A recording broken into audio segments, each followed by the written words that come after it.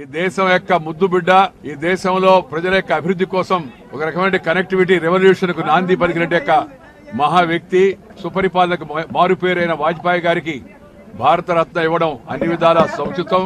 There are some people who are living Bharat Ratnas. Is a living Bharat Ratna. The entire country is rejoicing. Everybody is happy.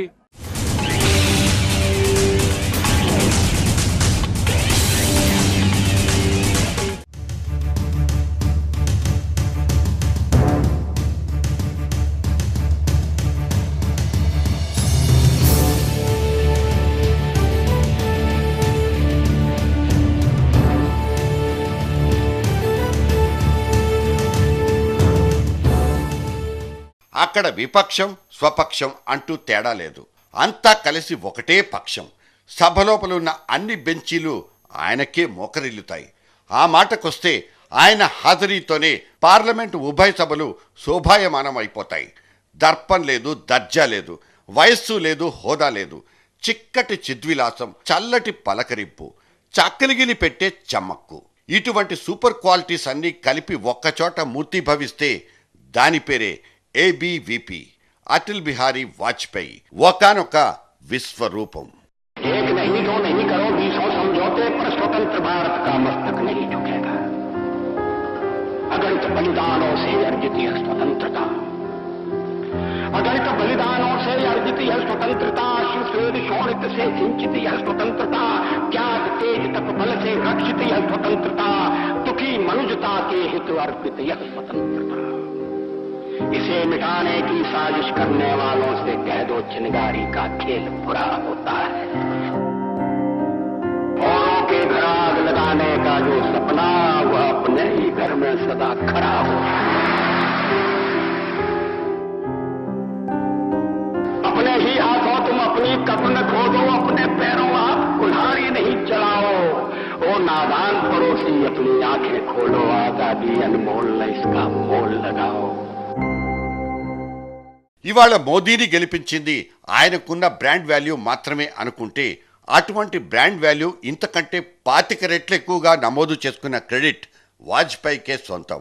1000 క్యాండిళ్లతో వెలిగిపోతున్న Bharatiya Janata పార్టీకి ఒకప్పుడు ఈయనే పెద్ద దిక్కు. ఇవాళ మోదీ చెట్టు కాచిన కాయల కంటే కాచింది తక్కువే కాచినా, అప్పట్లో అటల్జీ పేరు మాత్రమే చెప్పుకుని ఓట్లడుక్కున్న చరిత్ర ఈ కమలం పార్టీకి ఉంది. లెస్ దానా గ్రేటర్ దానా తెలియదు కానీ అటల్జీ కరిష్మాకి, మోదీ బ్రాండ్ నేమ్కి బ్రహ్మాండమైన పోలికైతే ఉంది.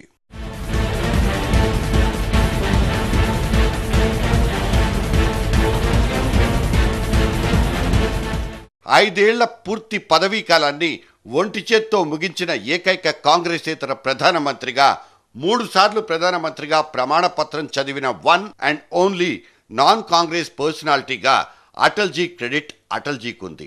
కేవలం 13 రోజులకే కూలిపోయిన మళ్లీ లేచి నిలబడ్డ ఆయన గుండె నిబ్బరం సగటు రాజకీయ నాయకుడిలో చైతన్యం నింపేసింది. ముళ్లదారి మీద మాత్రమే నడిచిపోయిన వాజ్పేయి ప్రధాన మంత్రిత్వాన్ని పొరుగు దేశాలు కూడా మర్చిపోవనుకుంటా. 25 ఏళ్ల తర్వాత పోఖ్రాన్లో అణు పరీక్షలు జరపడం, కార్గిల్ యుద్ధాన్ని గెలుచుకురావడం అన్నీ అటల్జీ సొంత ఖాతాలోనివే. నేషనల్ హైవే డెవలప్మెంట్ ప్రాజెక్ట్, ప్రధానమంత్రి గ్రామ్ సడక్ యోజన లాంటి అటల్ మార్క్ మానస పుత్రికల పుణ్యమే ఇవాల్టి ఈ వెలుగు దీపికలు. మన వెంకయ్య భాషలో అయితే వాజ్పేయి మారుపేరు వికాస పురుషుడు, the man of the progress.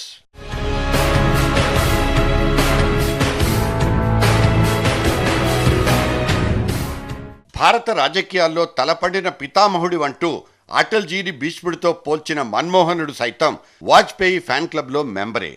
అధికారంలో ఉంది సొంత పార్టీ గవర్నమెంట్ అయినా గుజరాత్లో జరిగిన అల్లర్లను అడ్డంగా ఖండించిన ముక్కుసూటి మనిషి అటల్ బిహారీ వాజ్పేయి.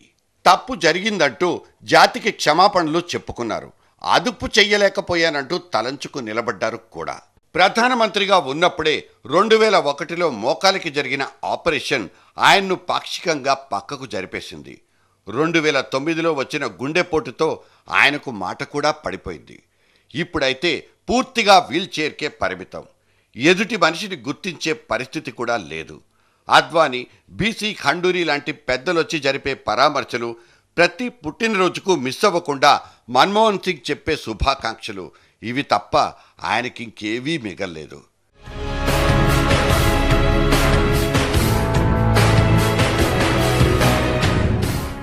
ఒక్కోసారి అనిపిస్తుంది వాజ్పేయి భావజాలంతోనో రాజకీయ సిద్ధాంతాలతోనో విభేదించినా ఇవాళ పార్లమెంటు లోపలకు తోసుకొచ్చిన మాఫియాగాళ్లు మాయల ఫకీర్లను చూసిన తర్వాత అవే మంచి రోజులని.